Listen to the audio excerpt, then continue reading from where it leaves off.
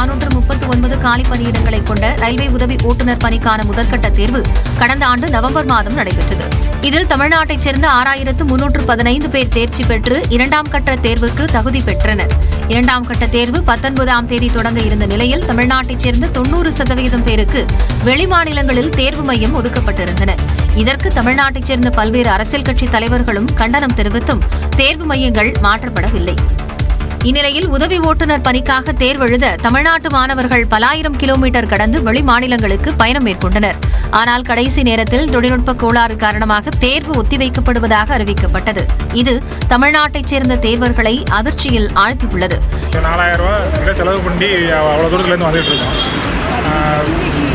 ஒவ்வொருத்தரோட சொந்த மாவட்டத்தில் சுற்று வட்டாரத்திலேயே நம்மளுக்கு அயான் டிஜிட்டல் ஜோன் இருக்குது. அதில் எக்ஸாம் கண்டக்ட் பண்ணியிருந்தாலே இப்போது டெக்னிக்கல் இஷ்யூ வந்திருந்தா எங்களுக்கு அவ்வளோ பெரிய சேதம் ஒன்று இருக்கு, பொருள் சேதம் ஒன்று இருக்காது. இந்நிலையில் வியாழக்கிழமை காலைக்கு திட்டமிடப்பட்டிருந்த தேர்வும் ஒத்திவைக்கப்படுவதாக ரயில்வே தேர்வு வாரியம் அறிவித்துள்ளதால் தேர்வர்கள் மத்தியில் குழப்பம் ஏற்பட்டுள்ளது. தூத்துக்குடி மாவட்டம் கோவில்பட்டி பகுதியில் கடுமையான வெப்பத்தின் தாக்கத்திற்கிடையில் கனமழை கொட்டி தீர்த்தது. கோவில்பட்டி நகர் மட்டுமின்றி இனா, மணியாச்சி, பாண்டவர்மங்கலம், திட்டங்குளம், மூப்பன்பட்டி உள்ளிட்ட பகுதிகளிலும் பலத்த மழை பெய்தது.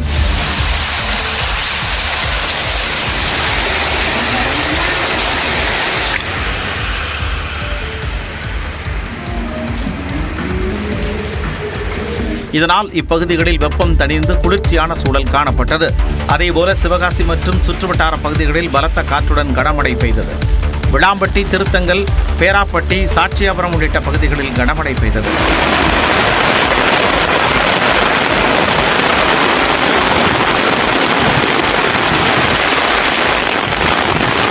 சிவகாசி பகுதிகளில் பெய்த மழையால் பட்டாசு உற்பத்தி பணிகள் பாதிக்கப்பட்டுள்ளன. தமிழ்நாட்டில் இன்று அதிகபட்ச வெப்பநிலை 3 டிகிரி செல்சியஸ் வரை அதிகரிக்க வாய்ப்புள்ளதாக சென்னை வானிலை ஆய்வு மையம் எச்சரிக்கை விடுத்துள்ளது. தென் தமிழ்நாடு மற்றும் அதனை ஒட்டிய பகுதிகளின் மேல் ஒரு வளிமண்டல கீழடுக்கு சுழற்சியும் கிழக்கு மற்றும் மேற்கு திசை காற்று சந்திக்கும் பகுதியும் நிலவி வருவதாக வானிலை ஆய்வு மையம் தெரிவித்துள்ளது. இதன் காரணமாக இன்றும் நாளையும் தமிழ்நாட்டில் ஓரிரு இடங்களிலும் புதுச்சேரி மற்றும் காரைக்கால் பகுதிகளிலும் மிதமான மழை பெய்யக்கூடும் என கணிக்கப்பட்டுள்ளது. தமிழ்நாட்டில் இன்று அதிகபட்ச வெப்பநிலை ஓரிரு இடங்களில் இயல்பை விட 2 அல்லது 3 டிகிரி செல்சியஸ் அதிகமாக இருக்கக்கூடும் என்று தெரிவித்துள்ளது.